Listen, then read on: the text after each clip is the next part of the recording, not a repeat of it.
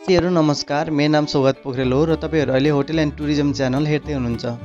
साथीहरू, यस भिडियोमा मैले आफ्नो इन्टर्नसिप एक्सपिरियन्स सेयर गर्न गइरहेको छु र कुन कन्ट्री चाहिँ इन्टर्नसिपको लागि एकदम राम्रो हुन्छ भन्न नि गइरहेको छु र नेपालमा इन्टर्नसिप गर्नुहुन्छ भने कुन होटल चाहिँ एकदम बेस्ट हुन्छ इन्टर्नसिपको लागि त्यो कुरा पनि जोड्न गइरहेको छु र धेरै साथीहरूले सोध्ने क्वेसन चाहिँ इन्टर्नसिपमा के क्वेसनहरू सोध्छ र कति पैसा कमाइन्छ भन्ने कुराहरूलाई पनि मैले यस भिडियोमा चाहिँ जोड्न गइरहेको छु। यो सबै टपिकहरू कभर गर्दाखेरि चाहिँ भिडियो पनि अलिकति लामो हुन्छ, तर चाहिँ यो भिडियो चाहिँ जो बिएचएम स्टुडेन्टहरू हुनुहुन्छ वा डिप्लोमा इन होटल म्यानेजमेन्ट गर्दै हुनुहुन्छ उहाँको लागि चाहिँ यो एकदम फ्रुटफुल छ र एकदम इन्फर्मेटिभ पनि छ। सो तपाईँहरूले चाहिँ यो भिडियोलाई चाहिँ अन्तिमसम्म चाहिँ हेर्नु हुनेछ भन्ने आशा राखेको छु। इन्टर्नसिप चाहिँ 8th सेमिस्टरमा थियो र हामीले चाहिँ 7th सेमिस्टरसम्म चाहिँ हामीले पढ्नुपर्ने हुन्छ। जब चाहिँ म 7th सेमिस्टरमा पुगेँ त्यतिखेर चाहिँ अब मैले चाहिँ आफूले अब इन्टर्नसिपको लागि चाहिँ प्रिपेयर गर्नुपर्छ भन्ने मैले कन्सेप्ट लिएको थिएँ र मेरो मेन ड्रिम कन्ट्री भनेको युएई भन्ने कन्ट्री थियो र दुबई सिटीमा जान्छु भन्ने मेरो एकदम कन्सेप्ट थियो। गएँ त्यहाँ जान्छु, नत्र म चाहिँ नेपालमै इन्टर्नसिप गर्छु भन्ने कन्सेप्टले चाहिँ म बसेको थिएँ। म चाहिँ चाइना, मलेसिया वा साउदी जस्तो कन्ट्रीहरूमा चाहिँ गएर फोकट्टे आफ्नो पैसा र टाइम वेस्ट गर्दिनँ भन्ने मेरो कन्सेप्ट थियो र त्यही अनुसार चाहिँ मैले चाहिँ आफूले प्रिपेयर गरेर बसेको थिएँ। मैले के प्रिपेयर गरेको थिएँ भन्दा चाहिँ मैले चाहिँ 1st सेमिस्टरदेखि लिएर 7th सेमिस्टरसम्मको चाहिँ कुराहरूलाई चाहिँ रिभाइज गरेको थिएँ। मेरो मेन डिपार्टमेन्ट भनेको एफएनबी सर्भिस हो, त्यही भएर चाहिँ मैले सर्भिसलाई मोर फोकस गरेर चाहिँ सबै कुराहरूलाई रिभाइज गरिरहेको थिएँ। त्यति मात्रै नभइकन मैले चाहिँ विभिन्न साइटहरूमा चाहिँ इन्टर्नसिपको लागि चाहिँ एप्लाई पनि गरिरहेको थिएँ। मैले चाहिँ अनलाइन एप्लाई मात्रै नगरिकन मैले चाहिँ कन्सल्टेन्सीहरूसँग पनि बुझ्न थालेँ र कन्सल्टेन्सीहरूसँग बुझ्दाखेरि चाहिँ उनीहरूसँग चाहिँ जबको लागि चाहिँ टन्नै भ्याकेन्सीहरू थिए, तर इन्टर्नसिपको लागि चाहिँ भ्याकेन्सीहरू थिएनन् र तिनीहरूसँग कुरा गर्दाखेरि चाहिँ तिनीहरूले चाहिँ हामीलाई चाहिँ एज अ जबको रूपमा चाहिँ जानु, पछि चाहिँ उहीँ गएर इन्टर्नसिपको पेपर मिलाउनु मिल्छ भन्ने जस्ता खालको कुराहरू गर्थे। तर चाहिँ मलाई तिनीहरूको खासै विश्वास नलागेको कारणले गर्दाखेरि चाहिँ म चाहिँ जबको रूपमा चाहिँ जान खोजिनँ र पछि हाम्रो 8th सेमिस्टरमा इन्टर्नसिप थियो र हामीले रिपोर्ट बुझाउनु पर्ने हुन्थ्यो र हामीले इन्टर्नसिपको रिपोर्ट बुझाइएन भने चाहिँ वा हाम्रो एक्सपिरियन्स सर्टिफिकेटहरू आएन भने चाहिँ इन्टर्नसिपको हाम्रो चाहिँ मेरो चाहिँ ब्याचलर कम्प्लिट नहुने भएको कारणले गर्दा चाहिँ म चाहिँ त्यो रिस्क लिन खोजिनँ र मैले चाहिँ अब त्यति कुरा सबै गर्दा पनि नभएपछि म चाहिँ अब नेपालमै इन्टर्नसिप गर्नु पर्यो भन्ने मेरो माइन्ड चेन्ज गर्न थालेको थिएँ। नेपालमा त इन्टर्नसिप गर्ने, तर कुन होटलमा इन्टर्नसिप गर्ने भन्ने कुरा चाहिँ अब मैले सोच्न पर्ने हुन्थ्यो, किनभने नेपालमा इन्टर्नसिप गर्दाखेरि चाहिँ हामीले विभिन्न एमाउन्ट चाहिँ हामीले चाहिँ पे गर्नुपर्ने हुन्थ्यो होटललाई। हामीले इन्टर्नसिप गरे बापत उनीहरूले हामीले पे गर्नुपर्ने हुन्थ्यो र हामीले चाहिँ काम पनि गर्नुपर्ने हुन्थ्यो, उल्टै हामीले पे पनि गर्नुपर्ने हुन्थ्यो, जुन चाहिँ मलाई एकदम चित्त बुझेको थिएन। त्यही भएर चाहिँ मैले सबै होटलहरूमा बुझ्दै गएँ। बुझ्दै जाँदाखेरि चाहिँ हायतमा चाहिँ के रहेछ भन्दाखेरि चाहिँ हायतमा चाहिँ उसले चाहिँ इन्टरभ्यू लिएर चाहिँ स्टुडेन्टलाई सिलेक्ट गर्दो रहेछ इन्टर्नसिपको लागि, तर सिलेक्ट भइसकेपछि चाहिँ हामीले चाहिँ पे गर्नु पर्दो रहेछ। त्यो कुरा चाहिँ मलाई अलि चित्त बुझ्यो र म त्यही चाबेलमा बस्ने भएको कारणले गर्दा पनि मलाई हायत चाहिँ नजिक पर्थ्यो र म चाहिँ हायतमा गएर चाहिँ बुझिसकेपछि उसले चाहिँ पेपर ल्याउनु भन्यो र मैले इन्टर्नसिपको लागि चाहिँ एप्लाई गरेँ। एप्लाई गर्दा चाहिँ उसले चाहिँ म इन्फर्म गर्छु भनेर भनेको थियो एचआरले र लगभग त्यसको 1 हप्तामै हामीलाई इन्फर्म पनि गर्यो। त्यही दौरानमा चाहिँ कलेजमा चाहिँ दुबई इन्टर्नसिपको लागि अफर आयो। अफर आइसकेपछि मलाई साह्रै खुसी लाग्यो, किनभने अब चाहिँ आफूले सोचेको कन्ट्री चाहिँ जान पाइने भयो भन्ने कन्सेप्ट लागेको थियो। तर चाहिँ त्यहाँ चाहिँ इन्टरभ्यूमा सिलेक्ट भएको मात्रै जान पाइन्छ भन्ने कुरा आयो। त्यो आइसकेपछि अब सबैजना प्रिपेयर गर्न थाले, म पनि त्यही अनुसारको प्रिपेयर गर्न थालेँ र त्यसकै हप्ता दिनमै इन्टरभ्यू भयो। हाम्रो चाहिँ स्काइप इन्टरभ्यू थियो र हामी चाहिँ त्यहाँ 3टा कलेजको स्टुडेन्टहरू थियौँ र अलमोस्ट 160 स्टुडेन्टहरू चाहिँ हामी त्यहाँ थियौँ र हामीलाई कतिजना स्टुडेन्टहरू चाहिँ सिलेक्ट गर्छ भन्ने कुरा पनि थाहा थिएन र त्यसमाथि हाम्रो भोलिपल्ट चाहिँ साइकोलोजीको बोर्ड इक्जाम थियो। हाम्रो इन्टरभ्यू चाहिँ दिउँसोको 1 बजे भएको थियो र मेरो टाइम आउँदासम्म चाहिँ रातिको 7 बजिसकेको थियो। जब म इन्टरभ्यू दिन गएँ त्यहाँ चाहिँ स्क्रिनमा एउटा फिलिपिनो लेडी थिए र उसले चाहिँ मलाई आफ्नो बारेमा चाहिँ इन्ट्रोड्युस गर्न भनी र मैले आफ्नो बारेमा भनिसकेपछि उसले चाहिँ किन दुबई आउन चाहन्छस् भनेर सोधी। अनि किन हाम्रो होटेलमा तँलाई चाहिँ इन्टर्नसिप गर्नु मन लाग्यो भनेर चाहिँ त्यसले अर्को क्वेसन सोधी। र उसले चाहिँ मलाई चाहिँ एउटा सिचुएसन दिए। कस्तो खाले सिचुएसन भन्दाखेरि चाहिँ एउटा भेगन गेस्ट, भेगन भनेको प्योर भेजिटेरियन जसले चाहिँ मिल्क प्रोडक्ट पनि खाँदैन, त्यस्तो गेस्टलाई चाहिँ मैले चाहिँ मिस्टेकली चाहिँ मिट आइटम सर्भ गरिदिएँ। र उसले खाइसकेपछि उसलाई बल्ल थाहा भयो कि यो मिट आइटम हो भनेर चाहिँ थाहा भयो। र उसले चाहिँ अब कम्प्लेन गर्न थालिरहेको छ र उसले चाहिँ एकदम हल्ला गरिरहेको छ। त्यस्तो गेस्टलाई चाहिँ तैँले अब कसरी शान्त पार्छस् भनेर चाहिँ उसले मलाई यो सिचुएसन दिए। यो सिचुएसन चाहिँ खासै नयाँ सिचुएसन मलाई लागेन, किनभने हामीले चाहिँ केस स्टडी गर्दाखेरि पनि यस्तो खाले सिचुएसनहरू चाहिँ पढिरहेको थियौँ। र यस्तो सिचुएसनहरू चाहिँ होटेलमा धेरै हुने भएको कारणले गर्दाखेरि चाहिँ अलमोस्ट एभ्री सर्भरहरूको लाइफमा चाहिँ यो घटना घटेको हुन्छ। र हाम्रो सरहरू एक्सपिरियन्स भएको कारणले गर्दा चाहिँ सरहरूको लाइफमा नि यस्तो खालको सिचुएसन घटेको थियो र उहाँले आफ्नो एक्सपिरियन्सहरू सेयर गर्नुभएको थियो। उहाँले सेयर गरेको एक्सपिरियन्सहरूलाई चाहिँ मैले राम्रोसँग मिलाएर चाहिँ भनेको थिएँ। र मेरो एन्सर सुनिसकेपछि चाहिँ उसलाई चित्त बुझेर होला सायद ऊ हाँसेको पनि थिए।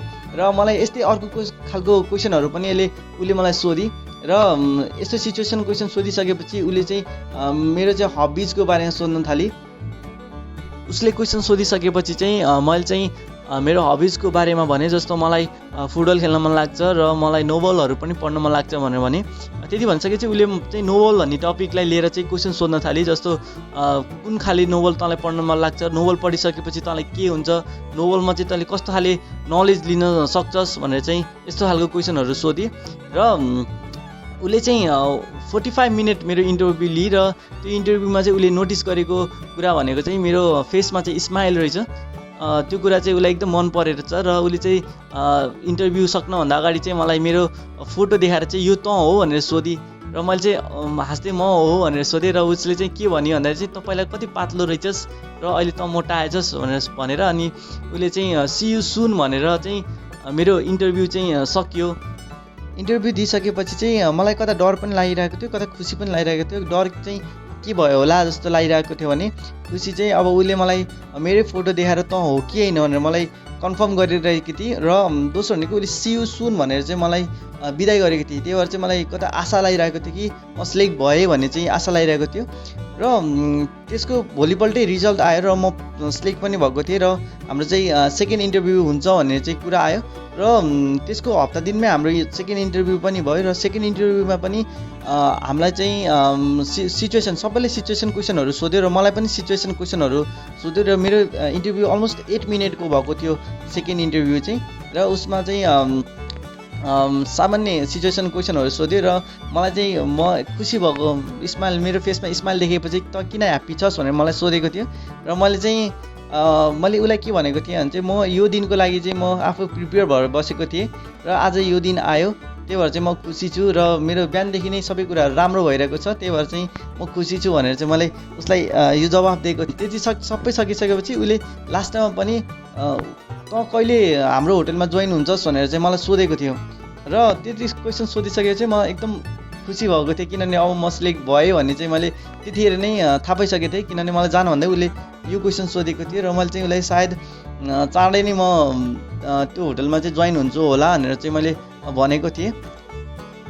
त्यही भएर चाहिँ मैले के भन्छु भन्दाखेरि चाहिँ इन्टर्नसिपको लागि प्रिपेरेसन गर्न छ भने चाहिँ तपाईँहरूले चाहिँ धेरैभन्दा धेरै केस स्टडीहरू गर्नु र सरसँग चाहिँ एक्सपिरियन्सहरू सुन्नु। सरको एक्सपिरियन्सहरू चाहिँ एकदम इम्पोर्टेन्ट हुन्छ, किनभने सरहरूले आफूले भोगेको कुराहरू चाहिँ भन्नुहुन्छ, जुन चाहिँ त्यही कुराहरू चाहिँ तपाईँको इन्टरभ्यूमा सोध्छ र पछि पनि यो युजफुल हुन्छ। त्यही भएर चाहिँ यो कुराहरू चाहिँ तपाईँले बुझ्नुपर्ने हुन्छ। र जबसम्म तपाईँलाई इन्ट्रेस्ट छैन तबसम्म चाहिँ तपाईँ होटल म्यानेजमेन्ट पढ्दै नपढ्नु र इन्ट्रेस्ट नभइकन चाहिँ कुनै पनि कन्ट्रीमा चाहिँ एप्लाई नगर्नु। तपाईँ नेपालमा इन्टर्नसिप गर्न चाहनुहुन्छ भने तपाईँ नेपालमा गर्नु वा दुबईमा इन्ट्रेस्टेड हुनुहुन्छ भने दुबईमा गर्नु। तर चाहिँ साथीहरू गए यो कन्ट्रीमा गए ऊ कन्ट्रीमा गए भनेर चाहिँ तपाईँहरू त्यहाँको लैलैमा चाहिँ कहिले पनि इन्टर्नसिप जाने काम चाहिँ नगर्नु। त्यसकै भोलिपल्ट रिजल्ट आएको थियो र मैले सोचेअनुसार म पनि सिलेक्ट भएको थिएँ र हामी 160 जनामा सिर्फ 15 जना मात्रै सिलेक्ट भएको थियौँ।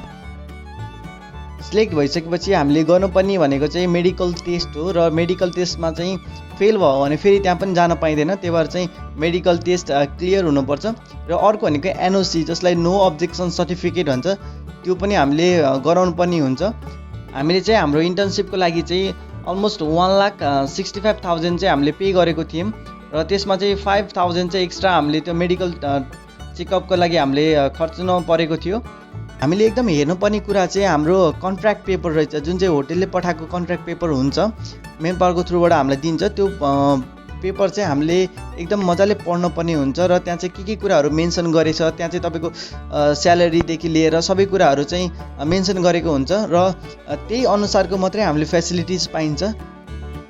र टिप्सको कुरा चाहिँ होटेलको पोलिसी हुन्छ, आफ्नो रेस्टुरेन्टको पोलिसी हुन्छ, त्यो पोलिसी अनुसार चाहिँ हामीले टिप्स पाइन्छ। कति होटेलहरूले चाहिँ टिप्स दिँदा रहन्छन् इन्टर्नसिपलाई, तर चाहिँ मैले काम गरेको होटेलमा चाहिँ टिप्स दिन्थ्यो र म पछि भन्छु कि कति टिप्सहरू हामीले कलेक्ट गर्न सकिन्छ, कसरी कसरी गेस्टबाट चाहिँ हामीले चाहिँ पैसाहरू पाइन्छ भन्ने कुराहरू चाहिँ म पछि भिडियोमा जोड्छु। भिसा प्रोसेसिङको लागि चाहिँ अलमोस्ट 45 डेज लाग्यो र भिसा आइसकेपछि चाहिँ हामीले एनओसी गऱ्यौँ। एनओसी गरिसकेपछि हामी चाहिँ त्यसको लगभग 2 दिनमा चाहिँ हामी चाहिँ नेपालबाट चाहिँ गयौँ र त्यो डेट चाहिँ जुलाई 22 थियो र हामी जुलाई 22मा चाहिँ हामी 30 जना नेपाली जुन नेपालबाट चाहिँ इन्टर्नसिपको लागि चाहिँ हामी युएई गयौँ। भिडियो लामो हुने भएको कारणले गर्दा चाहिँ मैले बाँकी रहेको कुराहरूलाई चाहिँ म नेक्स्ट भिडियोमा जोड्छु र नेक्स्ट भिडियोमा चाहिँ मैले मेरो इन्टर्नसिप कस्तो रह्यो, कति स्यालेरी थियो मेरो, म कुन होटेलमा गएको थिएँ र मैले टिप्स कति पाएको थिएँ, हाइएस्ट टिप्स कति पाएको थिएँ र मेरो टोटल अर्निङ कति भएको थियो इन्टर्नसिपमा भन्ने कुराहरूलाई पनि जोड्न गइरहेको छु। यो भिडियो हजुरलाई कस्तो लाग्यो कृपया कमेन्ट गर्न नबिर्सिनु होला र तपाईँहरू होटल म्यानेजमेन्ट स्टुडेन्ट हुनुहुन्छ वा होटल म्यानेजमेन्ट पढ्ने सोचमा हुनुहुन्छ भने चाहिँ कृपया यो च्यानललाई चाहिँ सब्सक्राइब गरिदिनु होला। यो भिडियोहरू चाहिँ होटेल रिलेटेड हुन्छ र होटल म्यानेजमेन्ट स्टुडेन्टहरूको लागि चाहिँ यो भिडियोहरू चाहिँ एकदम युजफुल हुन्छ। यति मात्र नभई तपाईँहरूले चाहिँ कुनै पनि होटल रिलेटेड टपिकहरूमा चाहिँ बुझ्न चाहनुहुन्छ भने तपाईँले कमेन्ट गर्न सक्नुहुन्छ र तपाईँहरूले चाहिँ तपाईँको कोर्समा चाहिँ कुनै टपिकहरू गाह्रो लाग्छ भने तपाईँले त्यो कुराहरूलाई चाहिँ कमेन्टमा मेन्सन गर्न सक्नुहुन्छ र मैले चाहिँ त्यो टपिकहरूलाई हेरेर तपाईँहरूले बुझ्ने तरिकाले चाहिँ भिडियो पनि बनाइदिन्छु।